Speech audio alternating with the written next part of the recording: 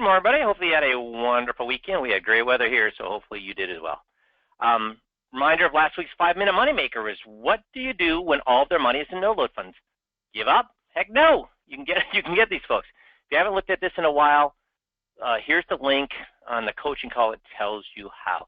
Guys, we don't give up on do-it-yourselfers. We get do-it-yourselfers. There is one type of do-it-yourselfer we give up on. Who's that? Can anybody identify the do-it-yourselfer we do not want to work with and we get rid of at the first meeting?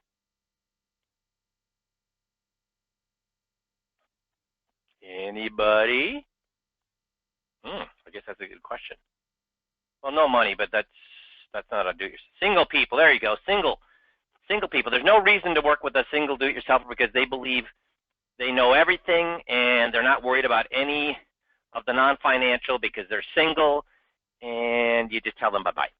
But if they're married, we get those. There's no reason. So, Jeff, is there any reason why we shouldn't get a do-it-yourselfer that's married?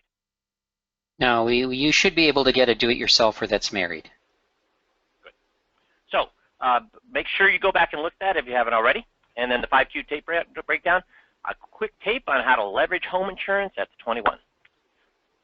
So first thing I want to emphasize is you should be writing at least one handwritten note every day to, it could be this, to a big prospect that you're looking to get.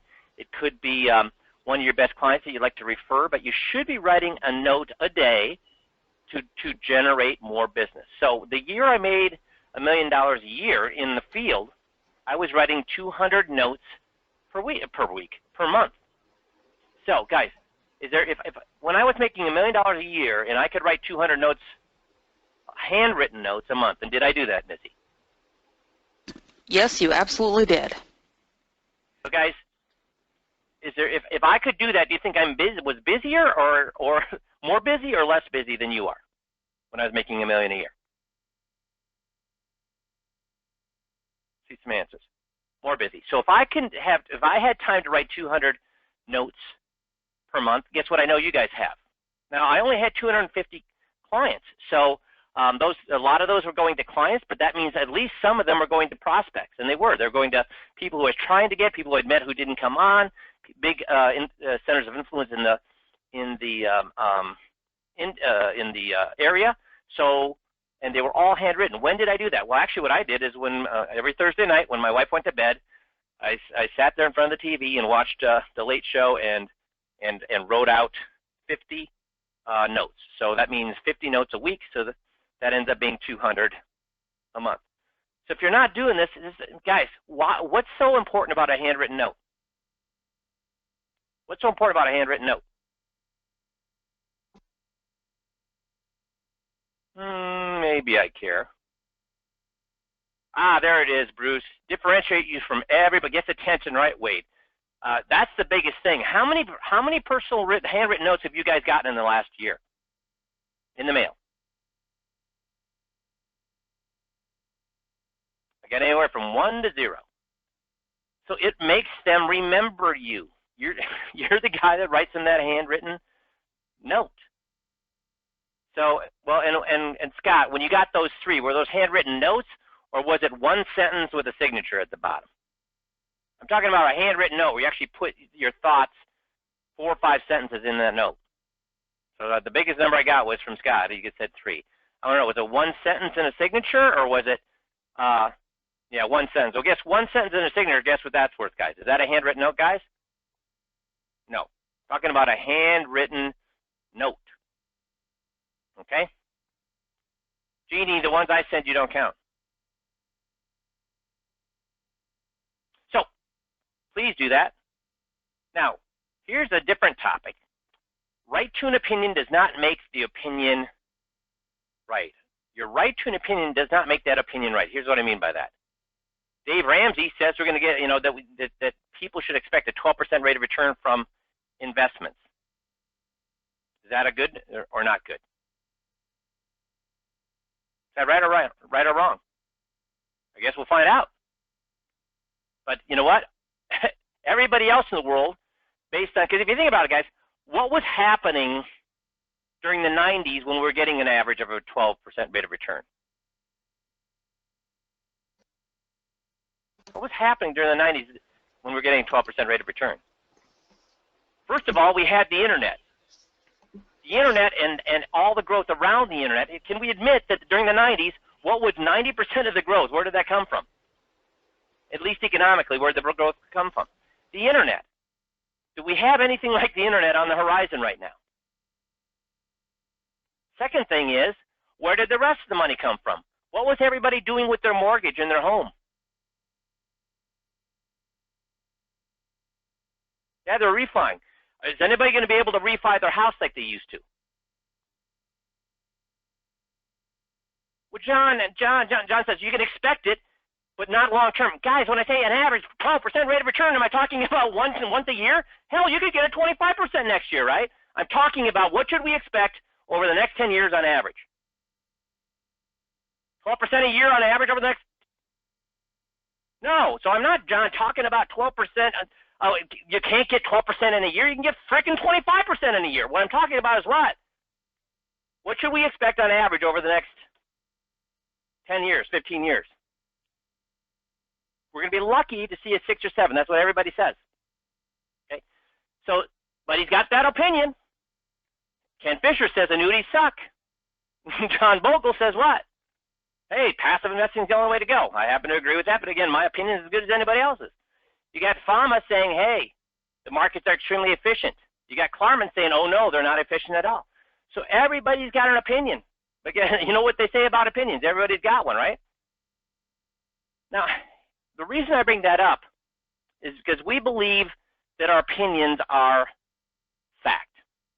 And when we believe our opinions are fact, I'm not talking about you and I'm talking about the people we deal with, our consumers, our clients, our prospects.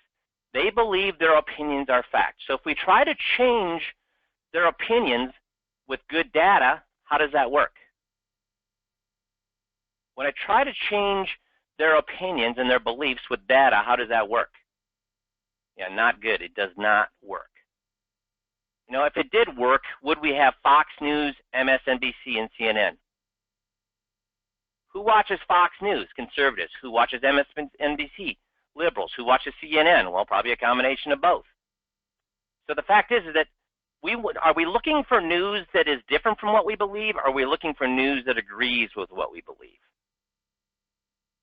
How do people seek out their news? Yeah, we seek out news that agrees with the way that we think. Well, guess what? Do you think it's any different when it comes to investing? We seek out things that agree with what we believe. See, and unfortunately in today's world, is information cheap? How cheap is information? It's free. So information is cheap, but meaning is expensive. And what I mean by meaning is something that agrees with us, something that doesn't agree with us, or something that's non-biased. Well, we never know what's non-biased. So guess what we should be reading? Something that does agree with us, absolutely. Something that disagrees with us. Should we be reading things that disagree with us? Yeah, but how many people do that? How many people do that? Very, very few. So we have to deal with confirmation bias, our own, and more importantly, our prospects. So confirmation bias, this is a great diagram. Confirmation says, what confirms your beliefs? Well, first of all, that's foolish. If all we look at is information that confirms our beliefs, is that a problem waiting to happen? If all we do is believe or read or pay attention to what confirms our beliefs, is that dangerous? That's extremely dangerous. And then what the facts say, we undervalue those. Who cares about the facts? But the big problem is this. When facts agree with our beliefs, how overvalued is that? When the facts confirm our beliefs, guess where we spend 100% of our time, most of us? Right there. And that's a very dangerous thing. That's confirmation bias. So why do you think I'm making this point? Why is this a problem for us as advisors? And hopefully not for you, but why is it a problem for most advisors? How do most advisors sell? How do most advisors sell?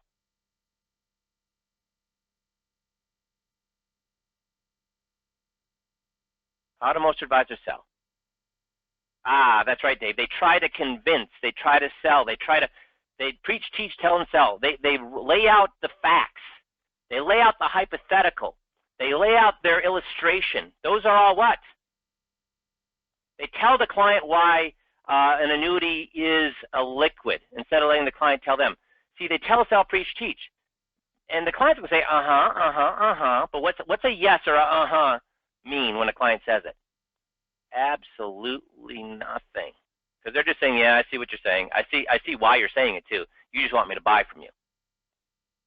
See, the only way we know a client isn't being influenced by the confirmation bias is what? If they tell us. If they tell us. So I just finished this book called Super Forecasting, and it said that there's a group of people, and actually a lot of these folks are retired. A lot of them are, they come from all walks of life, but there was like 5,600 of these people, and it ended up a handful of these people could predict things that were going to happen 3 months, 5 months, 12 months in the future. Way better than the NSA could, way better than the CIA could, because there was actually a competition. And this competition went on for 15 years. And this group of people beat, and they're not even paid, they're volunteers, but they beat the CIA and the NSA over and over and over and over and over. And guess what? The one thing they did, when they looked at them, guess what? The one thing they did better than the NSA and better than the CIA and better than, and it was only like, it was only a handful of people, like 50 people out of 5,600. But these 50 people over 15 years beat everybody over and over and over, not by a little. They beat the NSA and the CIA in predicting the future by 60%, 80%, 90% any particular year. What do you think they were doing that the other people weren't doing? Ah, Dave got it. Let me see if anybody else can get it. Very good, Dave. I'm impressed. Mike, I think you're right on the edge of it. Well, see, the fact that we only got one person who nailed it and one person who got close is probably why these guys were called super forecasters. They didn't look for things that agreed with them. There you go, Wade. They looked at things that disagreed. Why am I wrong? Why is what I believe wrong? Where are the holes in my argument? And these are guys that actually looked for opinions from people saying, what is wrong with my argument? Tell me what's wrong. Where are my holes? Why am I full of beans? Is that an easy thing to do or a hard thing to do, guys? Emotionally.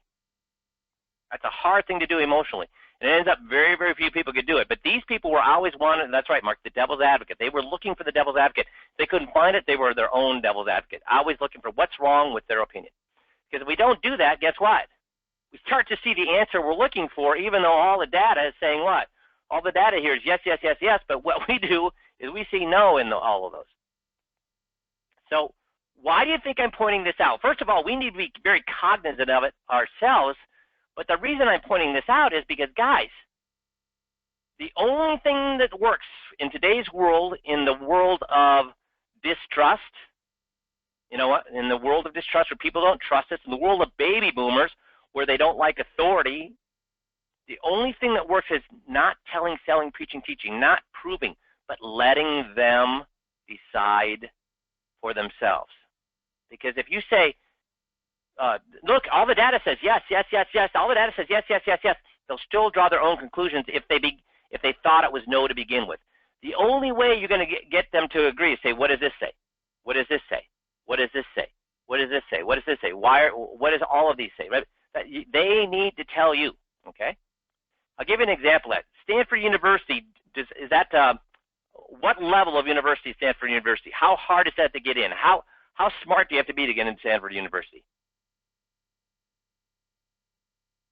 You have to be like at the top of the top, right? So they went and they grabbed, in a study, they looked at two groups of people. They grabbed two groups of junior and senior students. One group thought that the death penalty was horrible and it was not, it didn't do what it was supposed to do and it should be gotten rid of. The other group believed in the death penalty, okay? And then they gave them both studies.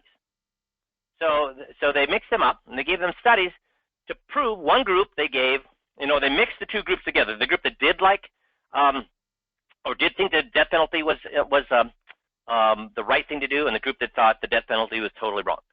And they gave them studies. One study said that the death penalty was right, and there's proof that it was a deterrent, proof that it worked, proof that it was good for society. And then they gave them another study that showed that it had no deterrent effect. It actually caused more problems, and it cost society even more costs, etc. So there were two, and here's the fun, they actually made these two studies up. These studies weren't even real. They made these studies up to try to make them equally as persuasive. And they gave the studies to the two groups. They gave both studies to the two groups. What do you think happened? What do you think happened? Because then they asked these two groups of students afterwards, what's your opinion? Mark, think about what you just said. Think about what you just said, Mark, as compared to what I've just said here 5 minutes ago.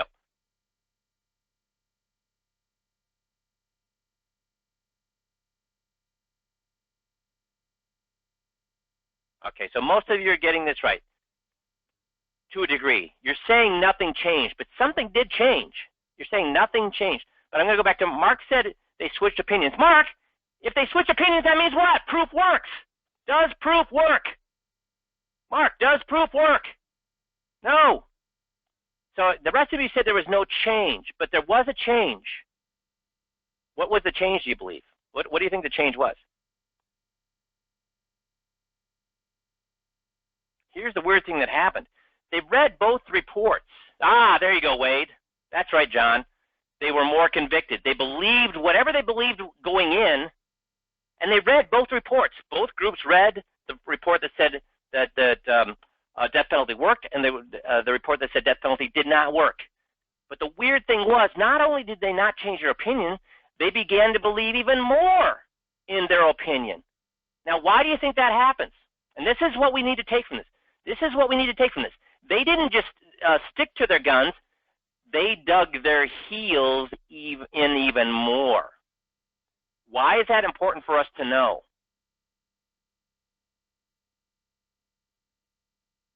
Why is that important for us to know? It's the reason we use motivational interviewing. If you tell, remember what motivational interviewing does. If you tell a drunk to quit drinking, what's he do? Drinks more. If you tell a gambler to quit gambling, if you tell a drug addict to quit taking drugs, what do? They drink more. They take more drugs. So this is an example, real-life example of when you try to prove something to me, not that they don't already believe, not only will it not work, it actually does what? Proof is counterproductive, right, Avram? It goes backwards. So telling, selling, preaching, teaching not only doesn't get the job done, Jeff, but what happens? It makes it worse. People are going to dig in their heels, and they're not only are they going to keep believing what they believe, they're going to believe it more strongly. And it's a principle of influence, too. Robert Cialdini had 6 principles of influence. One of them that doesn't get talked about a lot is consistency. Once you say something out loud, you feel like you have to continue to say that or look foolish. Which is why we bend over backwards, not to let them ever say, or not to ever let them defend their guy.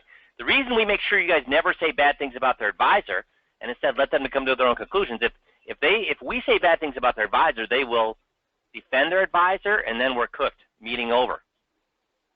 So do you guys get this? Illustrations don't sell. A lot of times when we'll have a great article, we get deluged with, I need that article, I need that article, I need that article. And why do they need that article, Jeff? Why do they think they need that article, and do they really need that article? Well, you think you need it because you think that's the piece of proof that's going to put you over the edge. That's the thing that's going to get non-believers to become believers. But it doesn't work. It doesn't work that way. If it works, we give you these articles is so that for you guys, not for you guys to give them to clients, because it does not work. And I'm sorry, Jeff. Yeah, I was going to say, if it worked that way, our favorite prospects in the whole wide world would be engineers. Because you would think they would be the ones most likely to be swayed by fact, and yet when I talk to you guys have this fear of engineers. Instinctively, you know that doesn't work. And half of my clients were engineers. Why did I love engineers? Because engineers like to be what? Why did I love engineers? Half my clients are engineers. They love to be in charge. They like to be smart. They like to be right. What is this whole system designed around? letting the client be smart instead of me trying to prove to them that I'm smart. So does that make sense, guys? This is why we do what we do. So, oops, got to go back. What did I do there? Okay. The funny thing is, there was an analogy given that confirmation is one of the most horrible things we have to deal with, because it makes our belief even right. Now, here's the thing: do you think it's worse for smart people to have confirmation bias or dumb people to have confirmation bias? Smart people or dumb people? You're right, Wade. Smart people, because here's smart people. Smart people are great then at taking those facts and what? And do smart people ever like to admit that they're dumb? No, they don't. Dumb people say, I'm dumb, I don't get. But smart people don't like to admit that. So confirmation bias is even worse for smart people. But they said the problem with confirmation bias is it's like a mouse going out to prove that there's no cats in the area. A mouse going out to prove that there's no cats in the area, looking for information, looking for that data that there's no cats in the area, is going to get what? Eaten. That's right. So a mouse should be looking at data that says, I wonder if there is. I don't see any cats around here, but I wonder if my data is wrong. I wonder if there's something around the corner. I wonder if I just don't see them. So if we want to be a mouse, we'll get eaten. Now, again, this applies to us, but more importantly, it's why we deal with clients the way we deal with them. Now, on a totally different note, or a slightly different note, you may remember this scene from the movie. Sell me this pen. Sell me this pen. So a lot of interviewers now, especially in the sales area, will use this as a question for people. So many people already know it that are interviewing for sales jobs. But here's the thing. If you sold a pen because it writes well, because it feels good in your hand, blah, blah, blah, what's going to happen? Are you going to be able to sell that pen? What's the guy that you're trying to sell the pen going to say? Oh, it fits well in your hand, and oh, it really has good ink, and oh, it lasts for a long time. What are they going to say? Yeah, that's right, Dave. Who cares? The one I have does all that. I don't need that. Why do I even need a pen right now? I'm not signing anything. So HubSpot, I love HubSpot. It's actually a CRM company, but they do have a lot of sales and marketing information on there. But I love they did one of the guys that works there.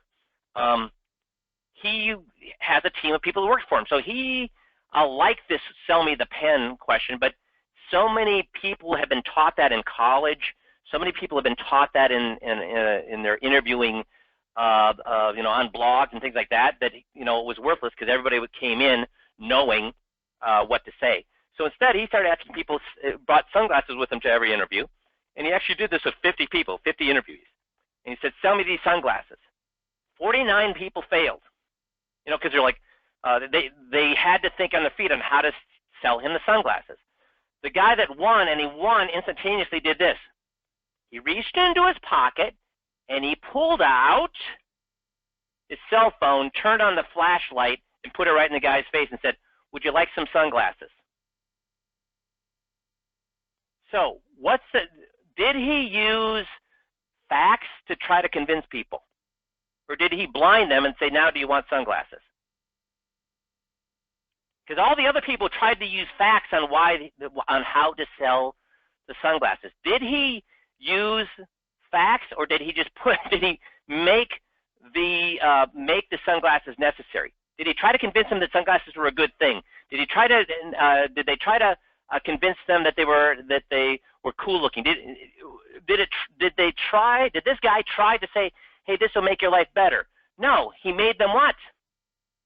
He created pain, and he made them absolutely 100% what? Necessary, right, Wade? He made them necessary, right, Mark? He created an immediate need. So that's what we're trying to do with all of our scripts.